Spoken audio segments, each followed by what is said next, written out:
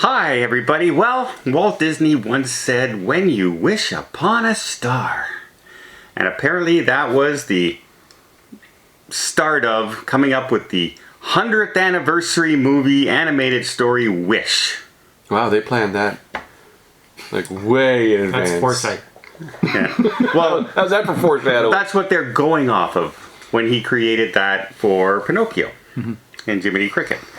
And of course, you have a star, and making wishes is all about this entire story. And it did not get great reviews when it first came out. And now it's hit Disney Plus. So I didn't get a chance to see it. You guys saw it in theaters. What did you guys think of it in theaters when you saw it? Did you see it in theaters? No, I saw it like a couple days ago on... Yeah, I So saw it. only you saw it alone? Yeah. Okay, so I think there's a lot of bad stuff to say about this movie. Okay. But I think it was still an okay movie that was getting some really bad treatment from commentary because Disney is not Disney doesn't have a good reputation right now. They are just spiraling out of huge control. fall from grace. And I think people were taking it out on the movie. Honestly, there may have been some valid criticisms, but they were trashing this movie, I think, a little unfairly. I think they're trashing it because, I mean, when you're as big as Disney and you have as many properties as Disney, you compare each new show to the one before or to their collection. Okay, but if you're comparing Wish to the Disney properties that came before, is it worse than Strange World? Is it worse than Lightyear? Or is it on par? No, or is it better? It's worse than Encanto, and it's worse than Moana. It's worse than the musical theater songs that they've put out. Okay. See, that's a valid critique. Like, to me, I still think back to Beauty and the Beast, Little Mermaid, Lion King. Like, those are epic animated movies. Now, yeah, but you have to classify them as classic Disney. Exactly. But I grew up with that, right? I brought my kids to those movies. Now I'm seeing Strange World. I'm seeing Soul. I'm seeing Luca. I'm seeing But a lot of Wish. people liked Luca. They did. I didn't like it particularly. Like, I compared to the original, like the big epic scores and the big movie, even Frozen was a good movie. It was an enjoyable movie. I was watching this, but I felt nothing but blandness when I watched this. It didn't, I didn't come out humming any song at the end of this. This felt like a B version. A Wish version of Wish. Yeah, they wish it was better. Yeah. Now, I think one of the problems that they did with this movie is they tried to put too many member berries. Being the 100th anniversary movie they come out. They had so many little nods. Like, her best friends are the Seven Dwarfs. Yeah, but I don't think that was a problem. Like, it wasn't an overbearing theme. I think it was kind of fun. Having it in there is, but I think the concentration was more on that than making a really good movie. They had, if you look at, they have over 240 nods to other movies in this. Well, I don't think Better movies. The concentration on those things was because and they weren't concentrating on the rest of the movie. I think they had a poor concept of a movie with a good part, which is the member berries. I don't think the member berries made the rest of the movie bad. I don't think it made it bad. I don't think it improved it either, though. I mean, you've got the Seven Dwarf Friends or whatever. You don't know anything about any of the friends. There was no character development at all. You don't care about any one of them. No. So, yeah, they're there, but for what? See, that's the thing. Like, this, to me, was not a very bad movie. It was just mediocre. It was bland. Yeah, especially the art style. The art style with the storybook background that was very flat. Well, the trouble is they tried to do 2D animation with 3D technology. And the on idea, purpose. The idea is okay. Say we went from this to this. You know, the lifespan of Disney. Yeah. Okay, but it didn't look good. No, they didn't know how to do it properly, and that's a problem. when you're big epic, here's all the wishes coming out and everything. When that looks, on your screen, big screen. That's not great. Not to mention your songs are just so. No, the songs were terrible. Yeah. They weren't even so. They were rhyming words that didn't rhyme. Like they were not good songs. They were not written by anyone that was doing that wrote Disney songs, right? They were pop writers. Now, I understand that you're saying, okay, well, yeah, but in comparison to classic Disney, these songs were trash. But think of any other animated movie, and these songs were on par with those. Like, it's not that these were really, really terrible songs. It's just that they weren't what we remember Disney to be. Hum one. No, look, I can't hum one from another animated series either. Hum Let It Go. You know what? That was probably the last time we got a classic Disney. Or You're Welcome from Moana. Or We Don't Talk About Bruno from Encanto. Okay, fine. They all had standout songs. This one did not have a standout song. But it's not like, oh my god, I'm listening to this music and it's terrible. No, but I knew as I was watching it, wow, this isn't good. I think the big problem with this movie is that conservatives, let's just say conservatives, and I don't want to go into the politics side of this. But we are. But conservatives have a big problem with Disney lately, especially because of their messaging. And I think that they were so intent on trashing this movie to get back at Disney that you had all the commentators just looking for things to call this movie garbage. Especially going so far as to say the theme of the movie was anti-religion. Because, the God person, the king was like God and people are rebelling against God. And it's like, that's not this at all. Conservatives, I don't see any of that. Conservatives should have been rejoicing because this was an anti-socialism movie.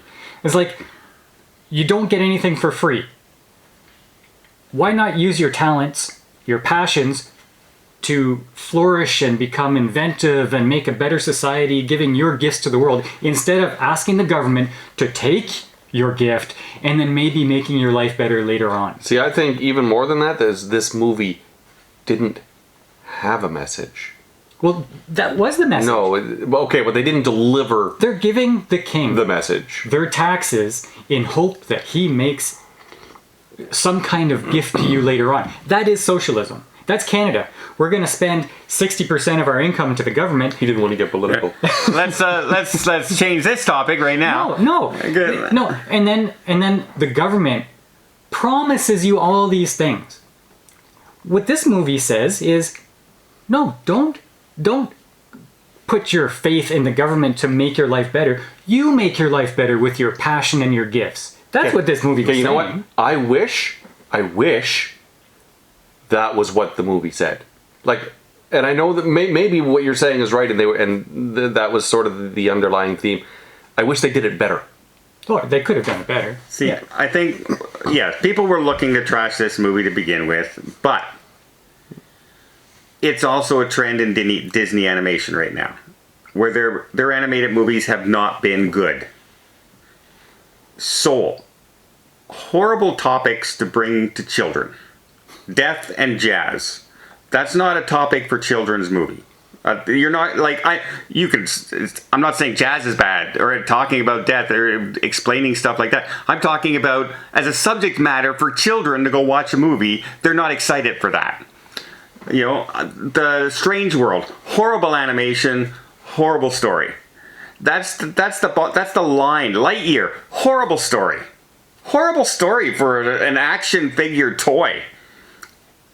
Like, their stories are going like this, and then you bring out a mediocre movie For the 50th. for the 100th anniversary. Oh, the 100th anniversary. Okay, And I mean, you cannot, and you're comparing this to all your classic movies. That's a big problem, because your classic movies are so much better than the one you're bringing out right now, and all the movies that you're bringing out right now.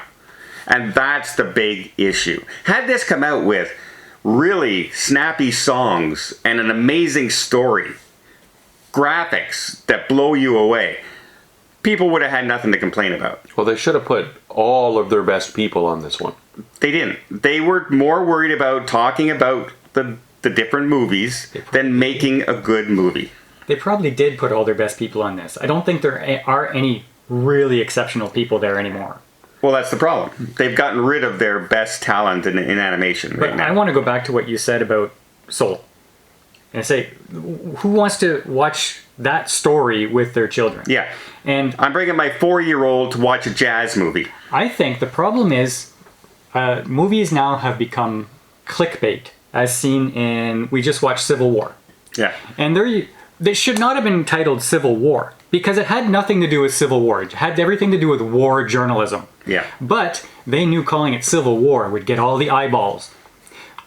I think it's a problem with marketing. They don't care if the marketing matches the story. They just want everybody to go see it.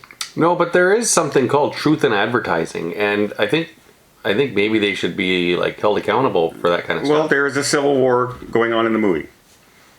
So you cannot do anything about Now, it. what's going to happen? They're going to get all these immediate eyeballs, and then everybody's going to trash it afterwards. Yeah. So in Soul, they market it as a typical children's Disney movie, and then you go in and you say, wait a second, this isn't really Disney. It's not a bad cartoon because adults can kind of enjoy it, but if you're going to make a death and jazz cartoon for adults, do it. Don't kind of Advertise say, it that way. oh Yeah. yeah, it's for children too because of these little bonhommes in it. Yeah. You know? No, oh man. I went and saw that in the theater, and the children, like the re-release, like it came out during the COVID, right? We watched it at home at first.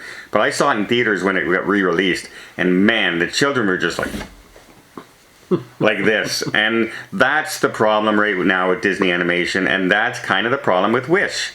It's an okay, mediocre movie, but that's not what you expect from Disney animation. You expect Lion King, you expect Moana, you expect Frozen. You don't expect what we're getting now, and Wish is taking the brunt of that because it is literally a blah movie. How much of it, though, is what you're saying? They didn't have that one standout song. There's probably a lot. Or even a standout character. Like, she didn't, like, I don't come out. What's her name? I just watched it 2 days ago. I don't know her name. And the sidekick is usually somebody fun.